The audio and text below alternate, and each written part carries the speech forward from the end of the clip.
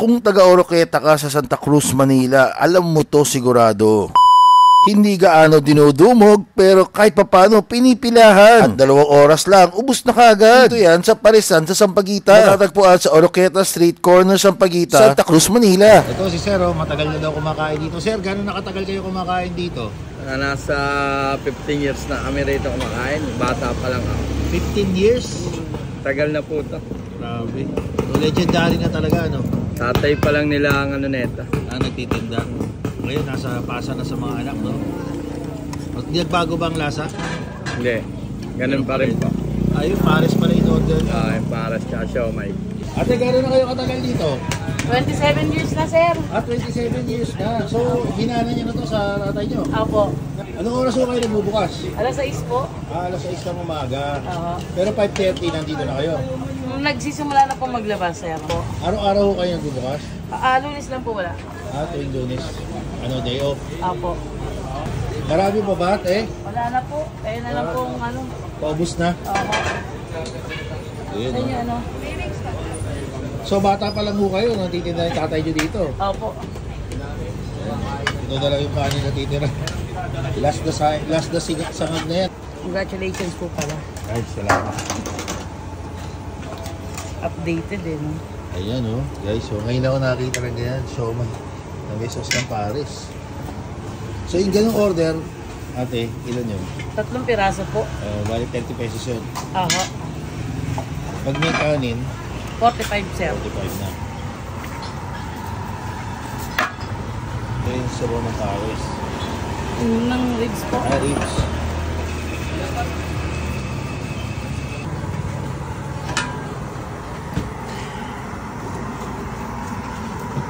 Wala, konti na lang.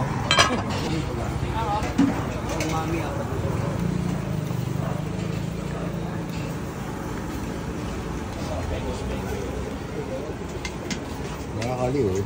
Siomay nila may sauce ng Paris. May siomay pa? Ayun, bago. May ribs ka pa? Sinangag Hindi tayo ng mga tao.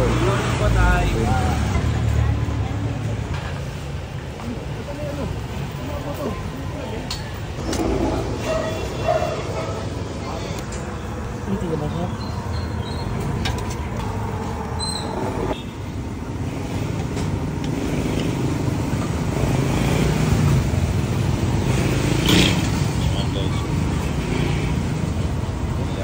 Spare ribs na Paris. Sabaw.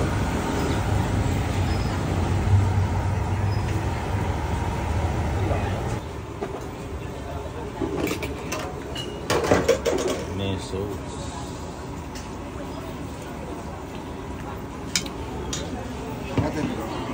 Yung order natin, guys. Ayun na. So eto na guys, ito daw yung legendary na spare ribs na parang Paris o Nilaga, hindi ko alam. Tikman na lang natin kung ano lasa. Tapos ito, pakaiba siomay na may Paris sauce, di ba? Suggestion to ni AJ TV, ayan. AJ, ayan, follow nyo rin siya guys ha. Nice. Maraming alam ng mga legendaring kainan to. So tikman na natin. Sobra ako na-intriga dito guys, dito sa kanilang siomay, no. So yung siomay nila 10 pesos isang piraso. Tingnan nyo naman yung laman, talagang malaman eh. So tikman natin itong siomay nila. Ngayon lang ako makatikim na siomay na may Paris sauce.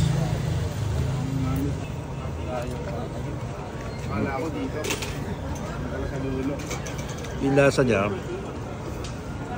may pagka-imbutido yung datingan. Tignan natin pag may kanin. So may yung laman niya parang may pagka-imbutido eh. So nagbubukas dito mga 5:30 pa lang ng umaga. Medyo tinanghali nga ako ng time. Buti may inabutan pa ako.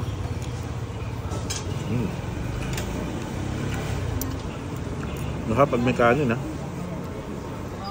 Eto guys. Kita niyo ba yan? Mausok-usok pa. Ito yung kanilang spare ribs. Walang sausawan. Tikman natin. Uy, malambot ah. Lambot ng karne yung.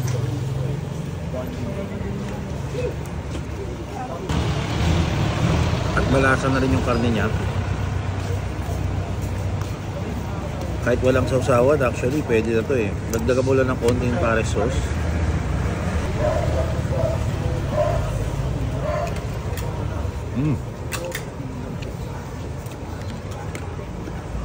Masarap yung pares sauce niya. Yung pagka-retiro yung style. Panalatumbakan nila. Anong kalambot oh. Ang lambot eh. Oh. Hindi kayo mahihirapan eh. Parang buto-buto rin to eh, pero spare ribs. Sarap po. Panalo rin to guys. Kung naghahanap kayo ng mga legendaring kainan, eto guys. Paresan sa may Sampaguita. Dito lang yan sa may Oroqueta Corner, Sampaguita Street sa Manila. Ito, ubos to kagad na ano, wala pang 2 oras, ubos na. 7:30, ubos na to sigurado. Hindi ka na nga ako maubusan eh. Buti umabot ako. Ang lambot ng karne niya. Yung lasa ng karne may pagkadilaga.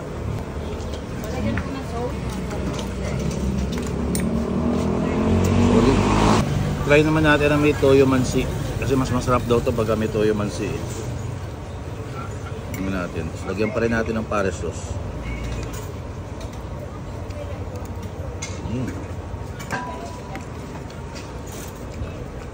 Mas panalo na.